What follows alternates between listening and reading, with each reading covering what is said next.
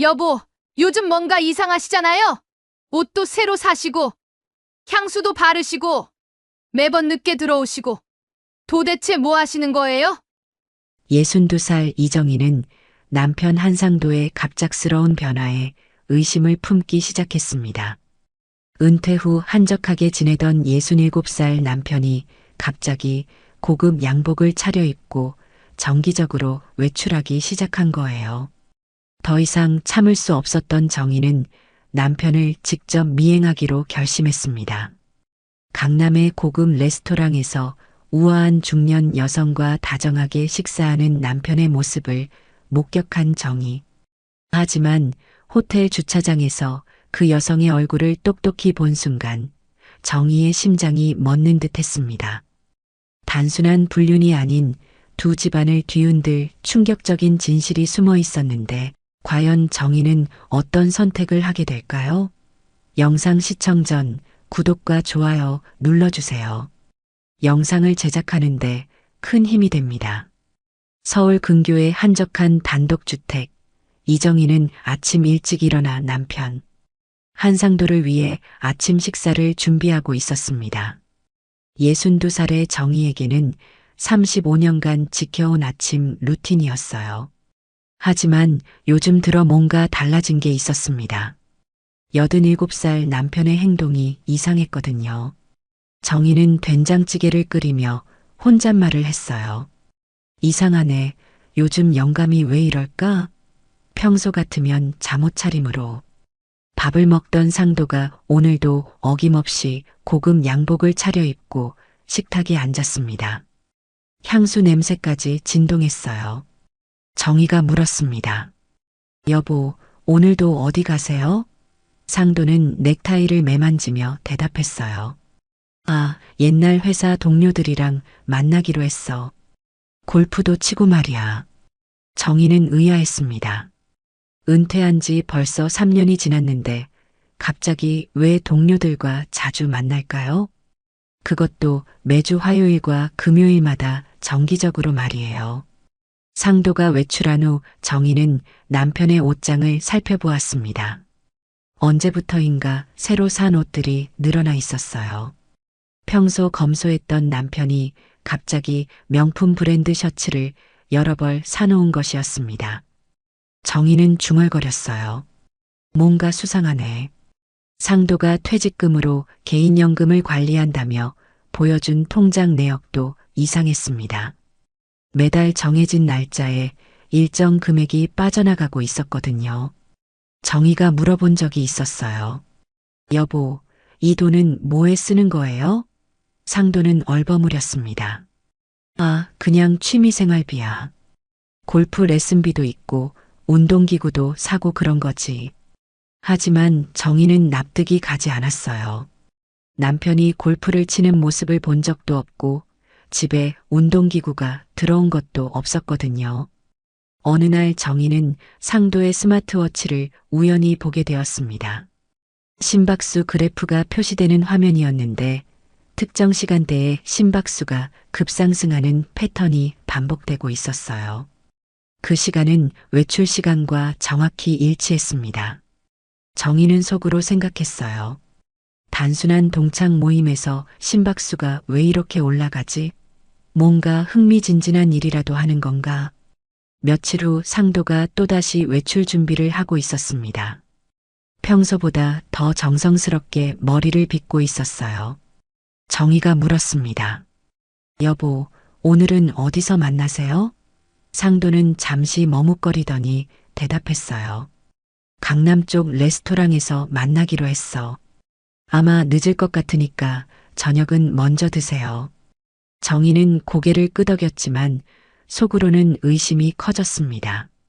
강남까지 가서 동창 모임을 하다니 너무 멀지 않나요? 상도가 나간 후 정희는 남편의 서재를 둘러보았어요. 책상 위에는 평소 보지 못했던 수첩이 놓여 있었습니다. 정희가 펼쳐보니 여성용품 상표명들이 적혀 있었어요. 향수, 화장품, 액세서리 브랜드들이 빼곡히 메모되어 있었습니다. 정희는 깜짝 놀랐어요. 이건 뭐지?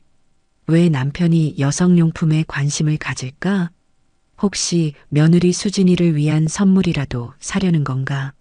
하지만 수진이는 평소 명품에 관심이 없는 소박한 성격이었거든요.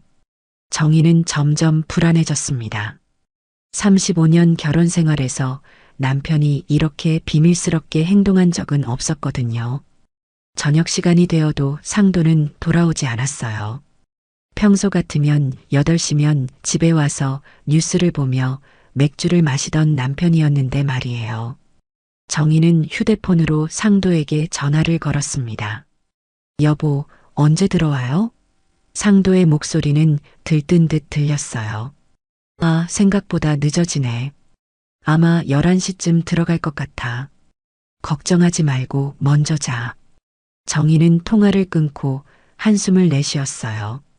남편의 목소리에서 평소와 다른 설렘이 느껴졌거든요. 밤 11시가 넘어서 상도가 집에 돌아왔습니다. 얼굴에는 미묘한 미소가 번지고 있었어요. 정희가 물었어요. 어떻게 지내다 오셨어요? 동창들은 다들 안녕하시고요?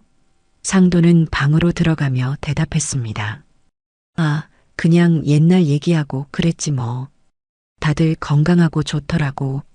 하지만 정희는 남편의 대답이 성의 없다고 느꼈어요. 구체적인 내용은 하나도 말하지 않았거든요. 정희는 침대에 누워서도 잠이 오지 않았습니다. 남편의 변화된 모습들이 계속 머릿속을 맴돌았어요. 옷차림, 향수, 늦은 귀가, 그리고 여성용품 메모까지 모든 게 수상했습니다. 다음 날 아침 상도는 평소보다 일찍 일어나서 샤워를 했어요. 그리고 또다시 정장을 차려입었습니다. 정희가 물었어요. 오늘도 나가세요? 상도는 고개를 끄덕였습니다. 응, 중요한 약속이 있어서. 정희는 더 이상 참을 수 없었어요. 여보, 솔직히 말씀해 주세요. 요즘 뭔가 이상하시잖아요?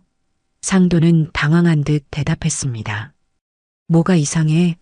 나는 평소와 똑같은데? 정희가 따져 물었어요. 옷도 새로 사시고, 향수도 바르시고, 매번 늦게 들어오시고, 도대체 뭐 하시는 거예요? 상도는 짜증스러운 표정을 지었습니다. 아니, 은퇴한 사람이 좀 멋내고 다니면 안 되나? 친구들이랑 만날 때 단정하게 입고 가는 게 뭐가 문제야? 정희는 더 이상 말하지 않았어요. 하지만 마음속으로는 결심을 굳혔습니다. 남편을 직접 확인해 봐야겠다고 말이에요. 상도가 외출한 후 정희는 오래된 디지털 카메라를 꺼냈어요. 몇 년 전 손주들과 놀 때 쓰던 카메라였는데 망원 렌즈도 달려 있었습니다. 정희는 카메라 사용법을 다시 익혔어요. 그리고 상도의 차량에 설치된 내비게이션 기록도 확인해 보기로 했습니다. 며느리 수진이가 가르쳐준 방법이었거든요. 정희는 상도의 차 안에서 GPS 기록을 휴대폰으로 백업했어요. 최근 방문 장소들이 모두 강남 지역이었습니다. 특히 자주 가는 곳이 2군데 있었어요. 고급 레스토랑과 호텔이었습니다. 정희는 가슴이 두근거렸어요. 혹시 정말 바람을 피우는 건 아닐까? 35년 결혼 생활에서 한 번도 의심해 본 적 없던 남편이었는데 말이에요. 그날 밤 정희는 며느리 수진이에게 전화를 걸었습니다. 수진아, 요즘 시아버지 좀 이상하지 않니? 수진이는 대답했어요. 어머니, 무슨 말씀이세요? 아버지께서 어떻게 이상하시다는 거예요? 정희는 조심스럽게 말했습니다. 자꾸 외출을 하시고 옷차림도 달라지시고 그래서 혹시 아버지가 뭔가 말씀하신 적 있어? 수진이는 잠시 생각하더니 대답했어요. 글쎄요, 딱히 특별한 말씀은 안 하셨는데요. 다만 요즘 친구분들과 자주 만나신다고는 하시더라고요. 정희는 통화를 끊고 한숨을 내쉬었습니다. 며느리도 별다른 것은 모르는 것 같았어요. 결국 직접 확인하는 수밖에 없겠다고 생각했습니다. 이튿날 상도가 또다시 외출 준비를 했습니다.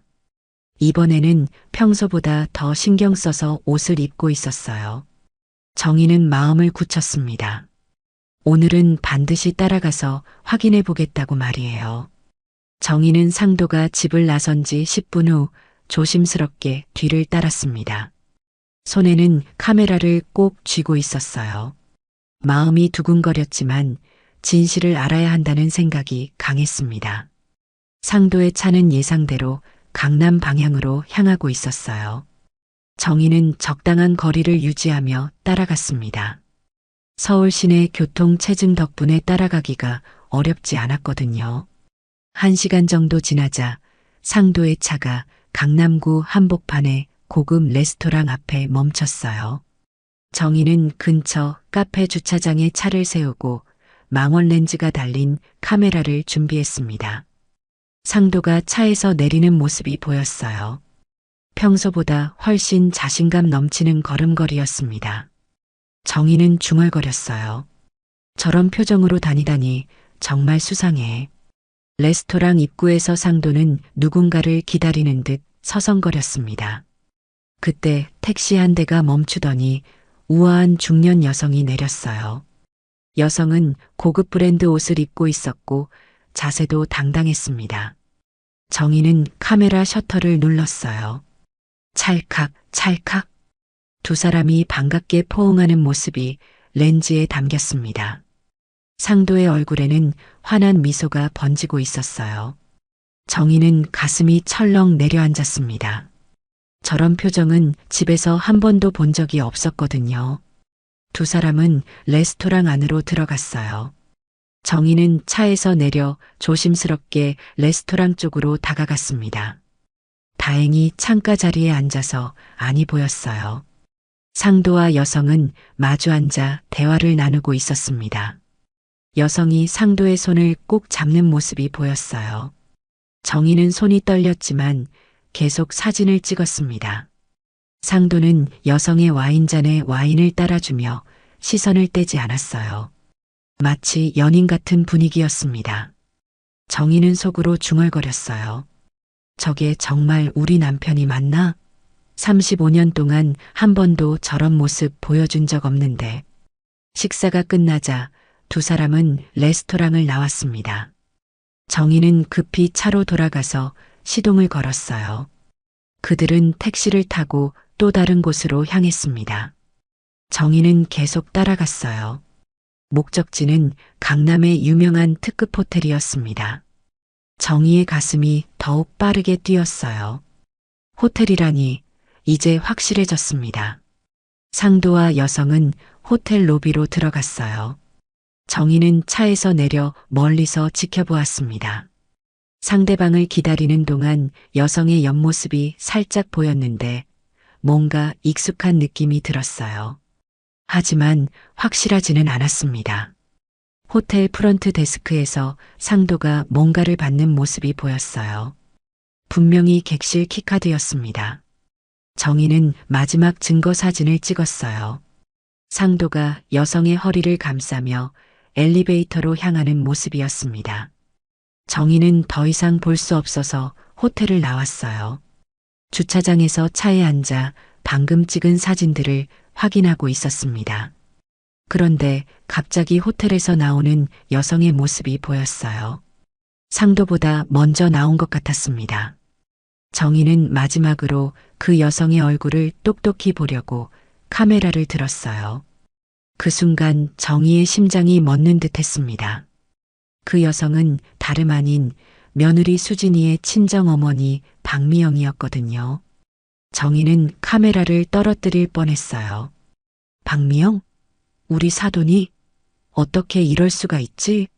정희의 머릿속이 하얗게 변했습니다. 단순한 외도가 아니었어요.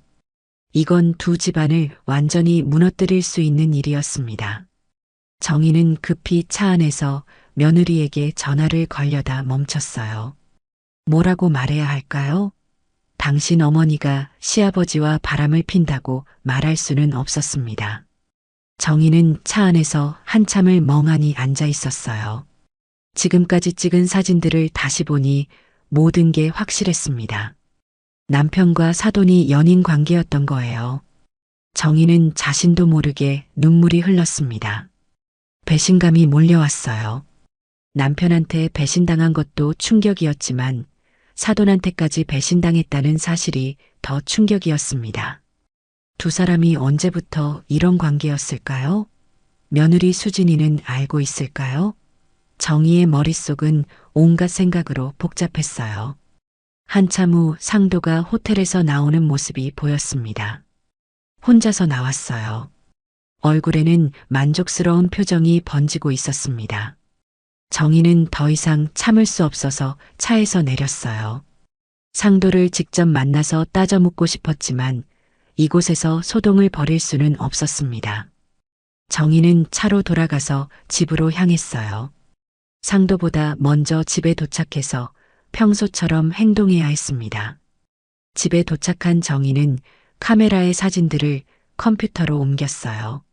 모든 증거가 선명하게 남아 있었습니다.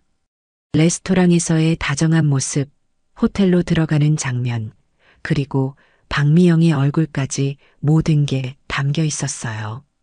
정희는 깊은 한숨을 내쉬었습니다. 이제 어떻게 해야 할까요? 그냥 모른 척 할 수도 없고 그렇다고 당장 따져 물을 수도 없었어요. 특히 상대가 사돈이라는 사실이 모든 걸 복잡하게 만들었습니다. 저녁 시간이 되자 상도가 집에 돌아왔어요. 평소와 다름없는 표정으로 말했습니다. 여보, 나왔어. 오늘 친구들이랑 재미있게 놀다 왔어. 정희는 억지로 웃으며 대답했어요. 그래요? 많이 드셨어요? 저녁은 어떻게 하실래요? 상도는 배를 두드리며 말했습니다. 아니, 배가 불러서 친구들이랑 맛있는 거 먹었거든. 정희는 가슴이 답답했지만 참았어요. 저 거짓말쟁이. 친구들이랑 먹었다고? 사돈하고 미래했으면서. 상도는 샤워를 하고 평소처럼 뉴스를 보며 맥주를 마셨어요. 아무 일 없다는 듯이 행동하고 있었습니다. 정희는 그런 남편을 보며 분노가 치밀었어요. 어떻게 저렇게 태어날 수 있을까요? 밤이 되어 침실에 누웠지만 정희는 잠이 오지 않았습니다. 옆에서 코를 골며 자는 남편이 원망스러웠어요. 35년 동안 믿고 살아왔는데 어떻게 이럴 수가 있을까요? 그것도 며느리의 어머니와 말이에요. 정희는 결심했어요. 더 이상 당하고만 있을 수는 없었습니다. 두 사람의 관계를 철저히 파헤쳐서 모든 진실을 밝혀내겠다고 다짐했어요. 정희는 밤새 잠을 이루지 못했습니다. 상도와 박미영의 관계가 머릿속에서 떠나지 않았어요. 아침이 되자 정희는 중요한 사실을 하나 떠올렸습니다. 며느리 수진이가 친정과 자주 왕래하기 시작한 시기가 언제였을까요? 정희는 달력을 뒤져보았어요. 작년 봄부터였습니다. 그리고 그 시기가 상도의 지출이 늘어나기 시작한 때와 정확히 일치했어요. 정희는 중얼거렸습니다. 이게 우연일까? 분명히 뭔가 연관이 있을 거야. 상도가 외출한 후 정희는 남편의 서재를 자세히 뒤져보기 시작했어요. 책상 서랍을 하나씩 열어보니 맨 아래 서랍에서 작은 USB가 발견되었습니다. 평소 컴퓨터를 잘 다루지 않는 상도가 왜 USB를 숨겨놨을까요? 정희는 USB를 컴퓨터에 연결했습니다. 파일들이 화면에 나타났어요. 부동산 명의신탁 계약서, 사본들과 엑셀 파일들이 들어있었습니다. 정희는 깜짝 놀랐어요. 이런 복잡한 서류들을 상도가 왜 가지고 있을까요? 엑셀 파일을 열어보니 더 큰 충격이 기다리고 있었습니다. 비자금 송금 내역이 상세히 정리되어 있었어요. 송금 날짜, 금액, 수치인 모든 게 기록되어 있었습니다. 정희는 손이 떨렸어요. 송금 수치인은 모두 박미영 명의였습니다. 그것도 금액이 장난이 아니었어요. 한 번에 몇 천만 원씩, 많을 때는 억 단위로 송금된 기록들이 즐비했습니다.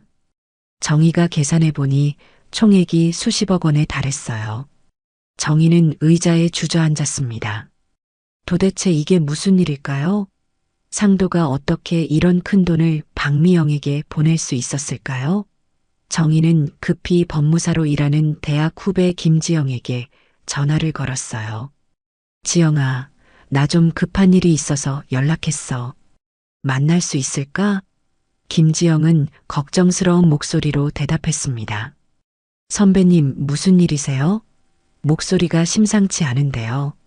정희는 자세한 내용은 말하지 않고 만나자고 했어요. 1시간 후 김지영의 사무실에서 만났습니다. 정희는 USB에 들어있던 자료들을 보여주었어요. 김지영은 서류들을 자세히 살펴보더니 고개를 저었습니다. 선배님, 이건 명의신탁 계약서인데 불법적인 내용이 많이 보여요. 특히 이송금 내역들은 자금 세탁 가능성이 높습니다. 정희는 물었어요. 자금 세탁이요? 그게 뭔가요? 김지영이 설명했습니다. 불법적으로 취득한 자금을 정당한 것처럼 보이게 하는 행위예요. 이 경우에는 명의신탁을 이용해서 실제 소유자를 숨기려는 것 같네요. 정희는 가슴이 답답했어요. 그럼 우리 남편이 불법적인 일을 했다는 뜻인가요? 김지영은 조심스럽게 대답했습니다. 가능성이 높아요. 하지만 정확한 건 더 조사해봐야 알 수 있을 것 같은데요. 이송금 수취인이 누구인지도 확인해 보셔야 하고요. 정희는 작은 목소리로 말했습니다. 수취인은 우리 사돈이에요.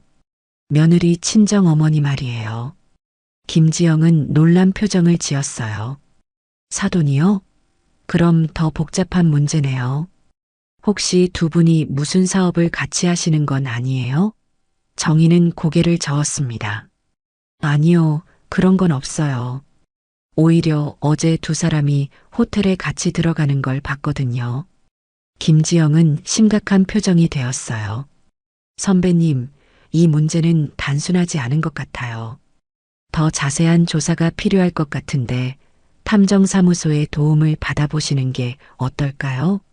정희는 집에 돌아와서 박미영의 부동산 사무실을 찾아가 보기로 했어요. 인터넷으로 검색해 보니 강남에 있는 꽤 큰 부동산 중개업체였습니다. 정희는 일반 고객인 척하며 사무실 근처를 둘러보았어요. 근처 카페에서 커피를 마시며 사무실을 관찰했습니다. 오후 2시쯤 상도의 차가 사무실 앞에 멈추는 게 보였어요. 정희는 깜짝 놀랐습니다. 남편이 정말 이곳에 자주 오는 것 같았어요. 상도는 박미영과 함께 사무실에서 나와서 근처 카페로 갔습니다. 정희는 사무실 주변 상가를 돌아다니며 상인들에게 물어보았어요. 저기 부동산 사무실에 자주 오는 남자분 보셨어요? 중년 남성인데 정장을 입고 다니시거든요.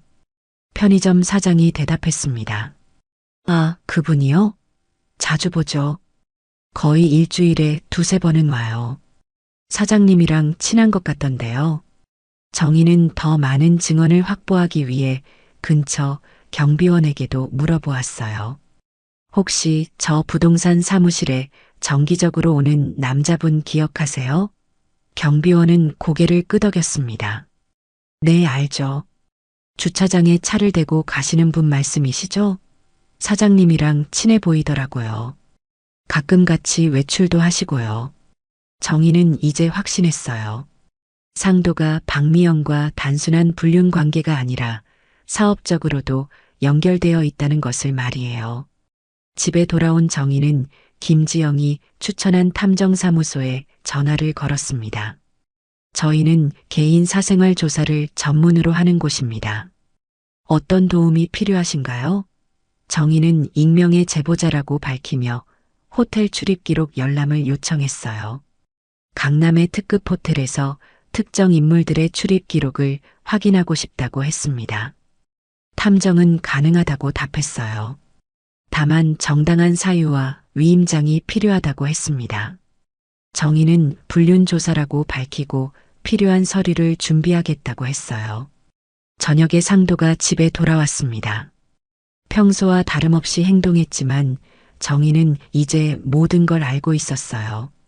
상도가 박미영과 불륜을 저지르는 것뿐만 아니라 거액의 돈을 송금하고 있다는 사실까지 말이에요. 정희는 속으로 다짐했습니다. 더 확실한 증거를 잡아서 두 사람의 관계를 완전히 밝혀내겠다고 말이에요. 사흘 후 탐정사무소에서 연락이 왔습니다. 정희는 가슴을 두근거리며 사무실로 향했어요. 탐정 이기철이 두꺼운 봉투를 건네주었습니다. 여기 요청하신 호텔 출입 기록과 주변 CCTV 영상 자료가 들어 있습니다. 꽤 흥미로운 내용들이 많더군요. 정희는 떨리는 손으로 봉투를 받았어요. 탐정이 계속 설명했습니다. 해당 호텔에 두 분이 함께 출입한 기록이 작년 봄부터 시작해서 지금까지 무려 1년 넘게 계속되고 있습니다. 평균적으로 일주일에 한두 번씩 방문하셨더군요.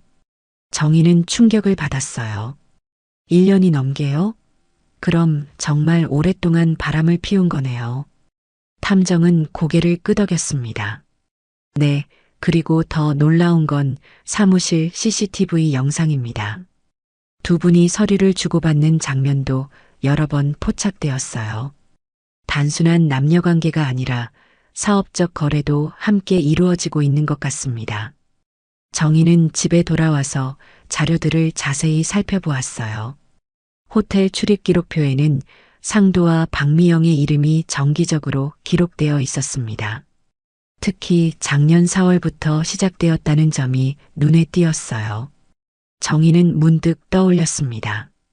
작년 4월이면 며느리 수진이의 결혼식 준비가 한창이던 때였어요. 그때부터 박미영과 자주 만나게 되었을 텐데 설마 그때부터 이런 관계가 시작된 건 아닐까요? 정희는 급히 며느리의 결혼식 관련 서류들을 찾아보았어요.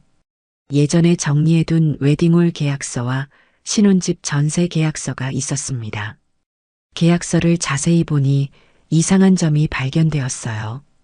웨딩홀 예약금 지급자가 박미영의 회사 명의로 되어 있었습니다. 정희는 의아했어요. 왜 사돈이 우리 쪽에서 낼 돈을 대신 냈을까요? 정희는 상도가 관리하던 은행 통장 내역을 다시 확인해 보았습니다. 작년 3월에 웨딩홀 예약금과 동일한 금액이 인출되어 있었어요. 그리고 그 돈이 박미영의 회사 계좌로 송금된 기록도 발견했습니다. 정희는 깨달았어요.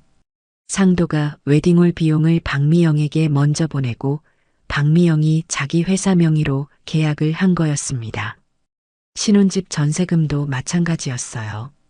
상도의 계좌에서 박미영 회사로 돈이 이동하고 박미영 회사에서 부동산으로 송금되는 패턴이 반복되고 있었습니다. 정희는 손이 떨렸어요. 이게 무슨 뜻인지 이해하기 시작했거든요.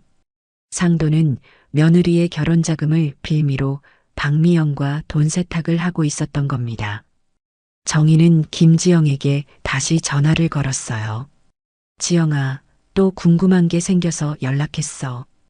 혹시 결혼 자금을 다른 사람 명의로 지급하면 어떤 문제가 생기나? 김지영은 심각한 목소리로 답했습니다. 선배님, 그건 명백한 돈 세탁 행위일 수 있어요. 특히 세금 회피 목적이라면 더 큰 문제가 될 수 있고요. 혹시 무슨 일이 있으신 건가요? 정희는 자세한 내용은 말하지 않고 통화를 끝냈어요. 하지만 상황은 점점 명확해지고 있었습니다. 상도와 박미영은 단순한 불륜 관계가 아니라 불법적인 자금 거래까지 함께 하고 있었던 겁니다. 정희는 며느리 수진이의 얼굴이 떠올랐어요.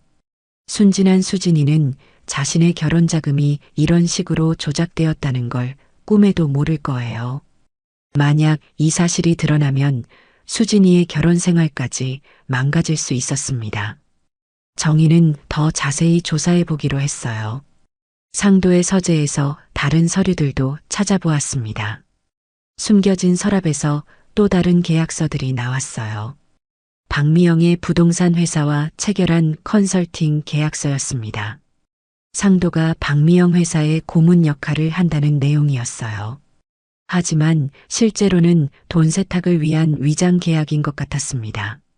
매달 고물료라는 명목으로 거액이 지급되고 있었거든요. 정희는 분노가 치밀었어요. 남편이 이렇게 치밀하게 불법 행위를 저지르고 있었다니.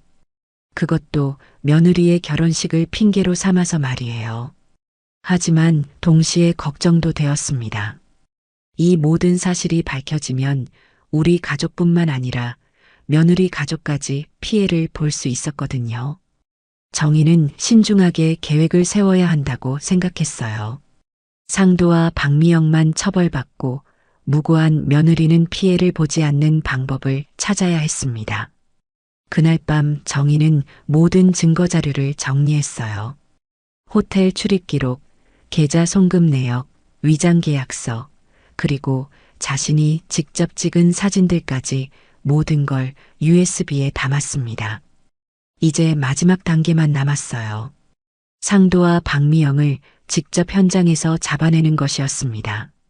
정희는 다음 계획을 세우기 시작했어요. 두 사람이 자주 만나는 호텔에서 결정적인 증거를 확보할 방법을 고민했습니다. 이번에는 그냥 지켜보는 것이 아니라 직접 맞닥뜨려야 했어요. 상도가 잠든 사이 정희는 조용히 일어나서 컴퓨터 앞에 앉았습니다. 언론사 제보 창구와 세무서 신고 사이트를 검색해 보았어요. 이제 진짜 행동에 나설 때가 온 것 같았습니다. 정희는 다음 날 아침 일찍 일어나서 중요한 전화를 걸었습니다. 언론사에서 일하는 대학 동창 박은주에게 연락한 거예요. 은주야, 나 정희야. 오랜만이지? 혹시 시간 있을 때 만날 수 있을까? 중요한 제보를 하고 싶어서. 박은주는 반가운 목소리로 답했어요. 정희야? 정말 오랜만이네. 무슨 제보인데? 혹시 기사감이야? 정희는 조심스럽게 말했습니다. 응, 꽤 큰 기사감일 거야. 하지만 전화로는 말하기 어려워. 직접 만나서 얘기할게. 2시간 후 정희는 은주와 카페에서 만났어요. 정희는 준비해온 USB를 건네주었습니다. 여기 모든 증거가 들어있어. 사진, 영상, 계좌 내역, 계약서까지 다 있어. 은주는 USB를 받아들며 물었어요. 도대체 무슨 일인데?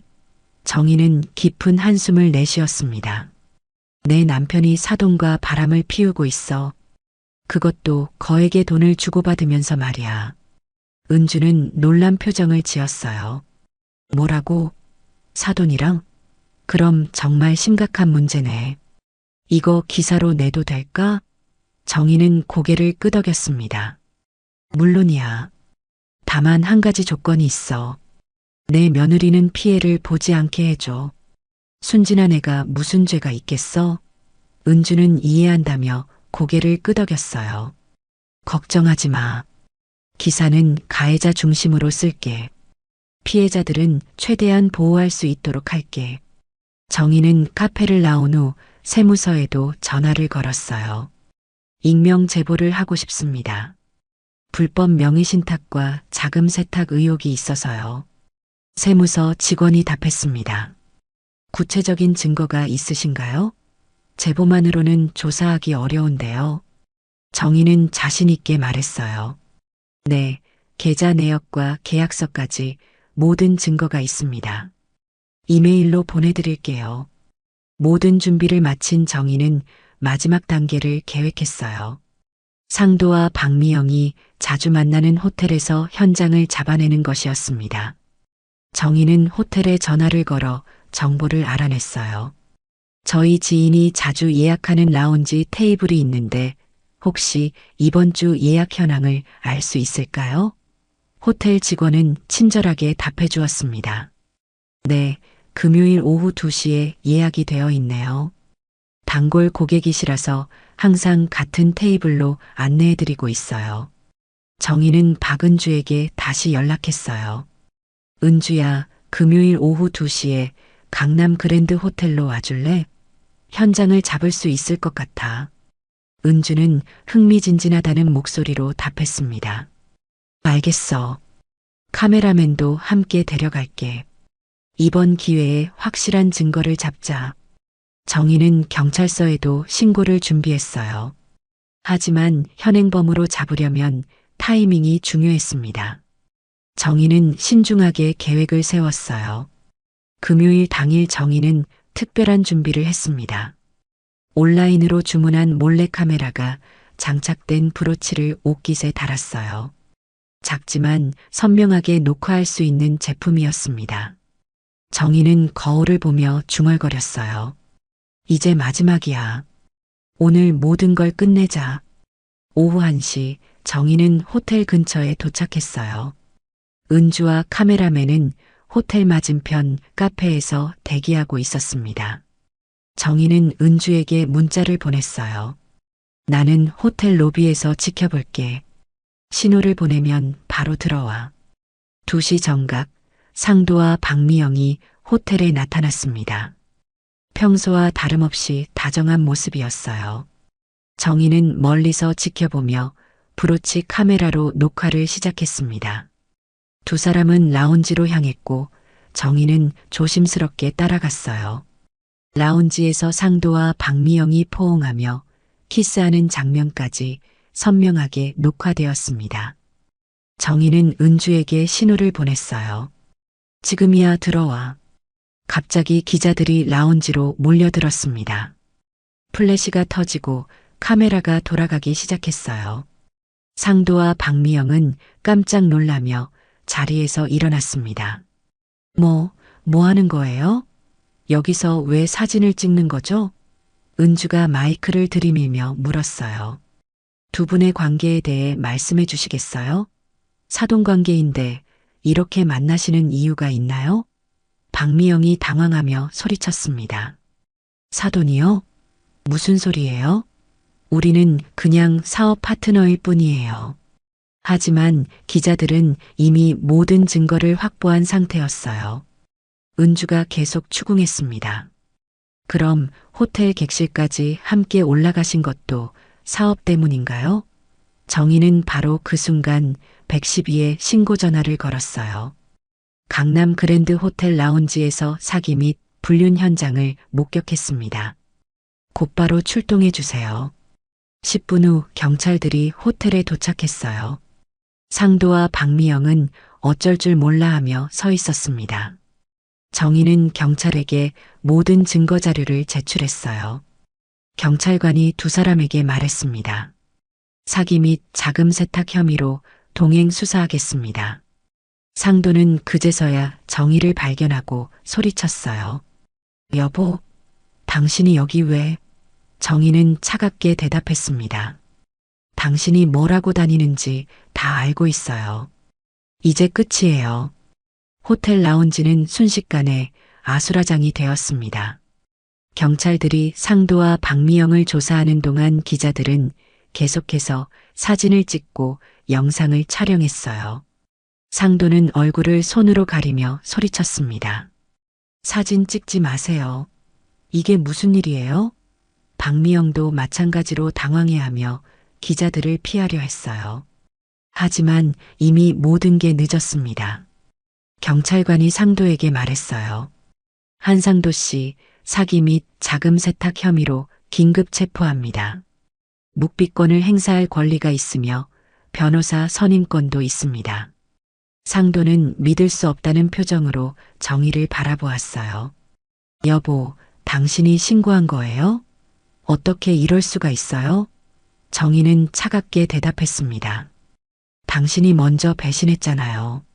35년 결혼 생활을 이렇게 더럽힐 줄은 몰랐어요. 박미영도 체포되면서 정희에게 악을 썼어요. 당신 때문에 모든 게 망가졌어요. 왜 이런 짓을 하는 거예요? 정희는 박미영을 똑바로 쳐다보며 말했습니다. 제가 왜요? 당신이 남의 남편을 유혹해놓고 피해자 행세를 하는 거예요? 은주는 이 모든 장면을 생중계로 송출하고 있었어요. 시청자들에게 말했습니다. 지금 강남의 한 호텔에서 충격적인 사건이 벌어지고 있습니다. 사돈관계인 두 사람이 불륜과 함께 거액의 자금 세탁을 했다는 의혹으로 체포되었습니다. 상도와 박미영은 수갑을 찬 채로 경찰차에 실려갔어요. 호텔 앞에는 구경꾼들이 모여들었고 사진을 찍는 사람들도 많았습니다. 정희는 그 모습을 보며 복잡한 심정이었어요. 한편으로는 통쾌했지만 다른 한편으로는 이렇게까지 해야 했나 싶었습니다. 그날 저녁 뉴스에서 이 사건이 대대적으로 보도되었어요. 앵커가 말했습니다. 오늘 오후 강남의 한 호텔에서 사돈관계인 남녀가 불륜 현장에서 체포되는 사건이 발생했습니다. 두 사람은 불륜뿐만 아니라 수십억 원대의 자금 세탁 혐의도 받고 있어 충격을 주고 있습니다. 인터넷 포털 사이트에는 관련 기사가 실시간 검색어 1위에 올랐어요. 댓글들도 폭주했습니다. 사돈과 바람이라니 정말 막장이네요.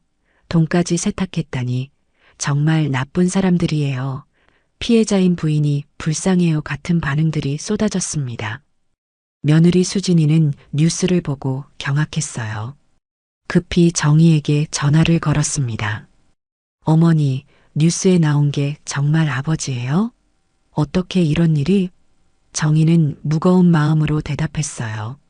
수진아, 미안해. 어머니가 모든 걸 알고 있었어. 당신이 상처받을까봐 말하지 못했는데. 수진이는 울먹이며 말했습니다. 그럼 우리 어머니도 정말 그런 일을 한 거예요?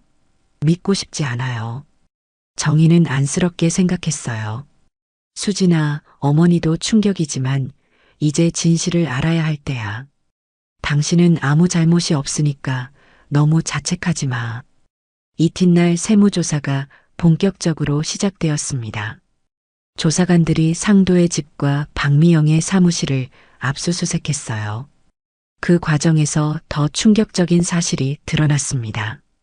상도의 재산 대부분이 이미 박미영 명의로 이전되어 있었던 거예요. 세무조사관이 정희에게 설명했습니다. 부인, 남편분의 계좌에는 거의 돈이 남아있지 않습니다. 대부분 박미영 씨 명의 계좌로 이체되어 있어요. 상도는 사실상 무일푼 상태가 된 셈이었습니다. 정희는 어이가 없었어요. 그럼 우리 집도 위험한 거예요? 조사관이 답했습니다. 다행히 주택은 부인 명의로 되어 있어서 안전합니다.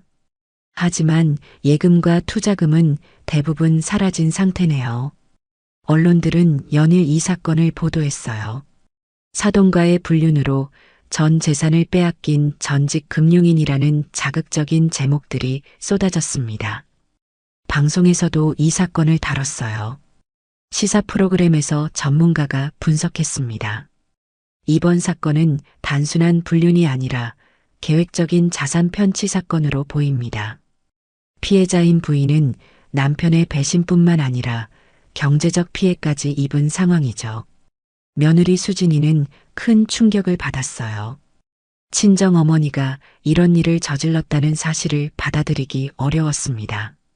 수진이는 친구들과 직장 동료들로부터 시선을 받게 되었어요. 어머니가 그런 일을 했다는 소문이 퍼졌거든요. 수진이는 스트레스를 받아서 회사에 휴직계를 냈습니다. 그리고 시어머니 정희에게 와서 말했어요. 어머니, 저는 우리 어머니와 연을 끊기로 했어요. 이런 일을 하고도 변명만 늘어놓고 있어요.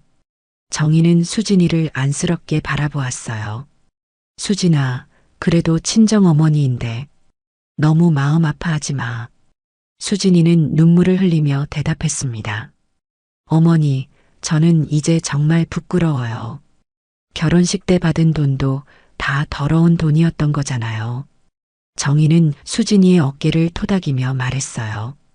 그건 내 잘못이 아니야. 너는 아무것도 모르고 있었잖아. 박미영은 구치소에서 접견을 요청했지만 수진이는 거부했어요. 변호사를 통해서만 연락하기로 했습니다. 수진이는 어머니를 상대로 위자료 소송까지 제기하기로 결정했어요.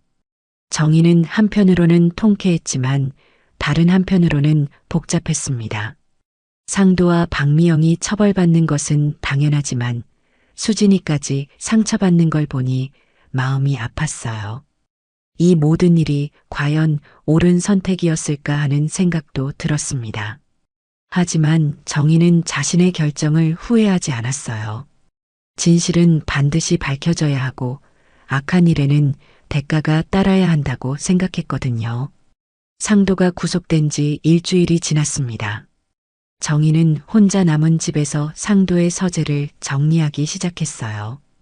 책상 위에 쌓여 있던 서류들과 USB, 그리고 온갖 증거 자료들을 차례로 정리했습니다. 이 모든 것들이 자신의 결혼 생활이 거짓이었다는 증거였어요. 정의는 한숨을 내쉬며 중얼거렸습니다. 이제 정말 끝났구나. 35년이 이렇게 끝나다니. 서재 정리를 하던 중 정의는 며느리 수진이에게 전화를 걸었어요. 수진아, 시간 있을 때 집에 좀 와줄래? 손주도 데리고 말이야. 할머니가 할 말이 있어. 수진이는 조심스러운 목소리로 답했습니다. 어머니, 괜찮으세요? 요즘 많이 힘드실 텐데. 정의는 괜찮다며 꼭 와달라고 부탁했어요. 1시간 후 수진이가 6살 손주 민준이와 함께 왔습니다. 민준이는 할머니를 보자마자 달려와서 안겼어요.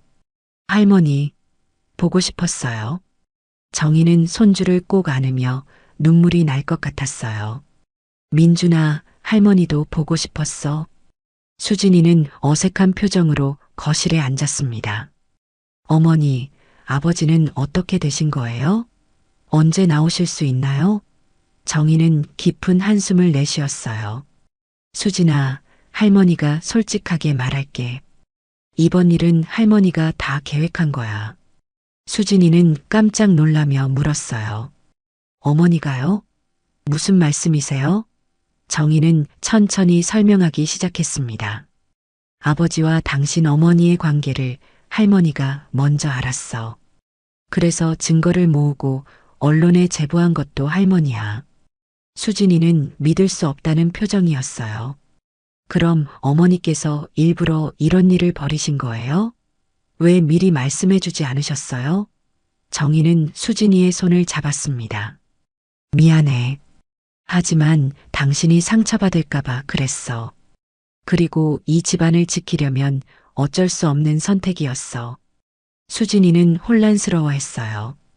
어머니, 하지만 이렇게 되면 우리 가족까지 다 망가지잖아요. 정의는 고개를 저었습니다. 아니야. 진짜 가족은 우리야. 당신과 민준이 그리고 할머니. 거짓된 관계들은 정리되어야 해. 정의는 서재에서 가져온 상자를 수진이 앞에 놓았어요. 여기 모든 증거가 들어있어.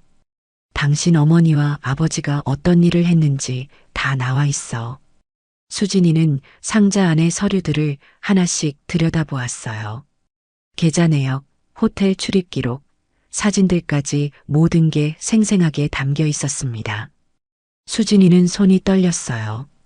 이럴 수가. 우리 어머니가 정말 이런 일을? 정의는 조용히 말했습니다. 당신 결혼식 비용도 다 이런 식으로 조작된 거야. 당신은 모르고 있었지만 말이야. 수진이는 눈물을 흘리기 시작했어요. 그럼 저는 어떻게 해야 해요? 결혼식 때 받은 돈도 다 돌려드려야 하는 건가요? 정의는 수진이를 안아주었습니다. 아니야. 그건 당신 잘못이 아니야. 당신은 아무것도 모르고 있었잖아. 수진이는 한참을 울고 나서 말했어요. 어머니, 저는 우리 어머니를 용서할 수 없어요. 시아버지를 유혹해서 우리 가족을 망가뜨렸잖아요. 정의는 이해한다며 고개를 끄덕였어요. 그래, 당연한 반응이야. 하지만 너무 자책하지는 마. 수진이는 가방에서 휴대폰을 꺼냈습니다. 어머니, 사실 제가 가지고 있는 게 하나 있어요. 우리 어머니가 아버지와 통화하는 녹음 파일이에요. 정의는 놀라며 물었어요. 녹음 파일이요? 수진이는 고개를 끄덕였습니다. 네, 며칠 전에 우연히 녹음된 건데 들어보니까 돈 얘기를 하더라고요. 처음에는 무슨 소린지 몰랐는데 이제 보니까 횡령 얘기였던 것 같아요. 정희는 파일을 들어보았어요. 박미영의 목소리가 들렸습니다. 상도야, 이번 달에도 3천만 원 더 보내줘. 회사 계좌로 말이야. 상도의 목소리도 들렸어요. 알았어. 하지만 이제 조심해야 할 것 같아. 세무서에서 조사한다는 소문이 있더라고. 정희는 이 파일이 결정적 증거가 될 수 있다고 생각했어요. 수진아, 이걸 검찰에 제출하면 어떨까? 당신 어머니 처벌에 도움이 될 것 같은데. 수진이는 잠시 망설이다가 대답했습니다. 어머니, 저도 그렇게 생각해요. 이제는 확실하게 정리해야 할 것 같아요. 정희는 수진이의 결정을 지지했어요. 용기 있는 선택이야. 쉽지 않았을 텐데. 수진이는 눈물을 닦으며 말했습니다. 어머니, 저는 이제 정말 시어머니만 믿고 따르겠어요. 친정어머니는 저에게 너무 큰 상처를 줬어요. 정희는 수진이를 꼭 안아주었습니다. 고마워. 우리는 이제 진짜 가족이야. 민준이도 달려와서 엄마와 할머니를 안았어요. 엄마, 할머니, 왜 울어요? 우리 같이 있으면 괜찮을 거예요. 정희는 손주의 순수한 말에 미소를 지었어요. 그래, 민준이 말이 맞아. 우리 같이 있으면 괜찮을 거야. 다음 날 수진이는 검찰청에 가서 녹음 파일을 제출했습니다. 검사는 이 파일이 매우 중요한 증거라고 말했어요. 이것으로 박미영의 횡령 혐의를 확실히 입증할 수 있을 것 같습니다. 협조해 주셔서 감사합니다. 수진이는 마음이 후련했어요. 이제 정말로 모든 걸 정리할 수 있을 것 같았습니다. 정희는 상도의 집무실을 완전히 바꾸기로 결정했어요. 책상과 서류들을 모두 치우고 아이들이 놀 수 있는 공간으로 만들었습니다. 수진이가 도와주었어요. 어머니, 이렇게 바꾸니까 훨씬 좋네요. 정희는 고개를 끄덕였습니다. 과거의 그림자는 완전히 지워버리는 게 좋아. 이제 민준이가 여기서 숙제도 하고 놀 수도 있을 거야. 저녁에 세 사람은 함께 식사를 했어요. 민준이는 할머니 밥이 제일 맛있다며 잘 먹었습니다. 정희는 이런 평범한 일상이 얼마나 소중한지 다시 깨달았어요. 수진이가 말했습니다. 어머니, 저희가 자주 와서 함께 지내도 될까요? 혼자 계시기 외로우실 것 같아서. 정희는 기뻐하며 대답했어요. 물론이지. 언제든지 와. 이 집은 우리 집이야. 그날 밤 정희는 상도에게서 온 편지를 받았습니다. 구치소에서 보낸 편지였어요.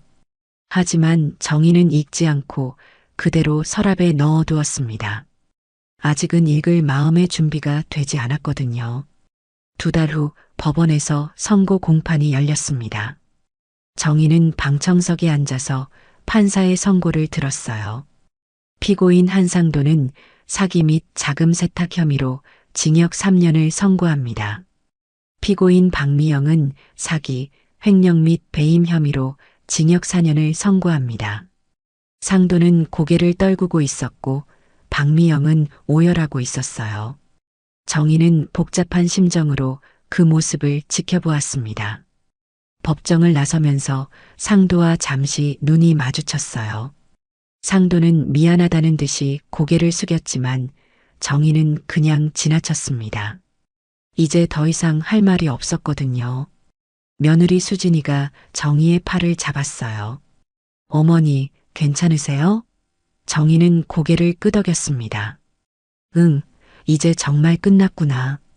일주일 후 정희는 교도소에서 온 편지를 받았어요. 상도가 보낸 자필 편지였습니다. 정희는 오랫동안 망설이다가 편지를 열어보았어요. 여보, 이 편지를 읽고 계실지 모르겠지만 그래도 써봅니다. 저는 정말 큰 잘못을 했어요. 욕망과 허영에 눈이 멀어서 우리 가정을 무너뜨렸습니다. 35년 동안 당신이 저를 믿고 따라줬는데 이런 식으로 배신하다니요. 정말 죄송합니다. 박미영에게 빠져서 정상적인 판단력을 잃었어요. 그 여자가 저에게 좋은 말만 해주니까 마치 젊어진 기분이었습니다. 하지만 그건 다 거짓이었어요. 제 돈만 노리고 있었던 거죠. 이제 와서 후회해도 소용없지만 당신과 수진이에게 정말 미안합니다. 제가 저지른 일은 용서받을 수 없는 일이에요. 하지만 그래도 한 가지만은 알아주세요. 저는 여전히 당신을 사랑하고 있습니다. 정희는 편지를 읽고 한숨을 내쉬었어요. 이제 와서 이런 말을 하다니. 진작 이런 마음이었다면 왜 그런 짓을 했을까요? 정희는 편지를 서랍에 넣어두었습니다. 답장을 쓸 마음은 없었어요. 한편 박미영의 부동산 회사는 경매에 넘어갔습니다. 법원에서 몰수된 재산은 모두 사회복지재단에 기부되었어요. 피해자들에게 보상금으로 사용될 예정이었습니다. 정희는 상도의 마지막 남은 개인연금도 피해자 보상기금에 기부하기로 결정했어요. 은행에 가서 담당자에게 말했습니다. 이 돈을 모두 피해자 보상기금에 기부하고 싶어요. 담당자는 놀라며 물었어요. 정말요? 이 돈이면 부인께서 편하게 사실 수 있을 텐데요. 정희는 고개를 저었습니다. 아니에요. 이 돈으로 생활할 순 없어요. 차라리 어려운 분들에게 도움이 되는 게 낫겠어요. 그 후 정희는 새로운 삶을 시작했습니다. 수진이와 상의해서 작은 카페를 열기로 했어요. 손주 민준이도 학교 끝나면 카페에 와서 숙제를 할 수 있게 말이에요. 카페 이름은 따뜻한 마음이었습니다. 정희와 수진이가 함께 지은 이름이었어요. 인테리어는 간소하지만 정성스럽게 꾸몄습니다. 수진이가 말했어요. 어머니, 여기 벽에 뭔가 의미 있는 문구를 걸까요? 정희는 생각해 보더니 대답했습니다. 진실은 언젠가 드러난다. 이 문구는 어떨까? 수진이는 좋다며 동의했어요. 액자를 만들어서 카페 벽에 걸었습니다. 카페를 연 지 한 달 후 기자 은주가 찾아왔어요. 정희야, 후속 인터뷰 좀 할 수 있을까? 많은 사람들이 너의 이야기에 관심을 가지고 있어. 정희는 승낙했습니다. 카페에서 인터뷰가 진행되었어요. 은주가 물었습니다. 이런 어려운 일을 겪고 나서 어떤 기분이에요? 정희는 차분하게 대답했어요. 처음에는 정말 힘들었죠. 35년 결혼 생활이 거짓이었다는 걸 알았을 때는 세상이 무너지는 것 같았어요. 은주가 계속 물었습니다. 그럼에도 불구하고 직접 고발한 이유가 있나요? 정희는 잠시 생각하더니 말했어요. 잘못된 건 바로 잡아야 한다고 생각했어요. 그리고 제 며느리와 손주를 지키고 싶었고요. 거짓된 관계로는 진짜 가족을 지킬 수 없잖아요. 은주가 마지막 질문을 했습니다. 앞으로 어떻게 살아가실 계획인가요? 정희는 미소를 지었어요. 지금처럼 살아갈 거예요. 며느리, 손주와 함께 소박하지만 진실한 삶을 말이에요. 욕망보다는 가족의 믿음을 지키는 게 더 중요하다는 걸 깨달았거든요. 인터뷰가 방송된 후 많은 사람들이 카페를 찾아왔어요. 정희의 이야기에 감동받은 분들이었습니다. 어떤 할머니는 정희에게 말했어요. 저도 남편 때문에 힘든 일이 있었는데 당신 이야기를 듣고 용기를 얻었어요. 정희는 그런 분들과 이야기를 나누며 위로를 주었어요.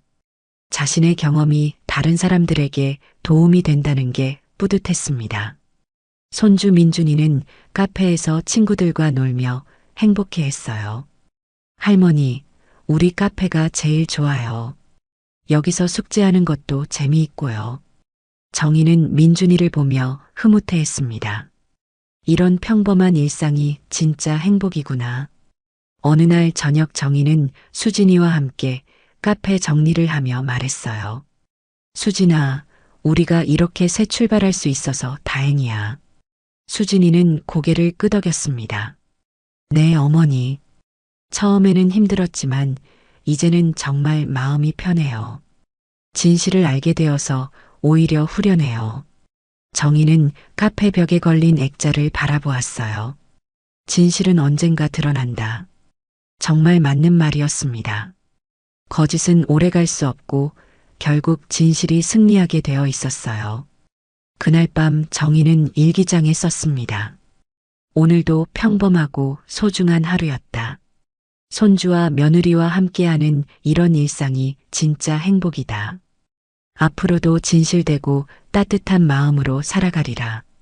카페 밖으로는 따뜻한 불빛이 새어나왔습니다. 정희는 창문 너머로 보이는 평화로운 거리를 바라보며 만족스러운 미소를 지었어요. 이제 정말 새로운 인생이 시작된 거였습니다. 오늘 이야기가 좋으셨다면 구독과 댓글, 알람 설정 잊지 마시고 소중한 댓글 하나가 정말 큰 힘이 됩니다. 시청해 주셔서 진심으로 감사드립니다.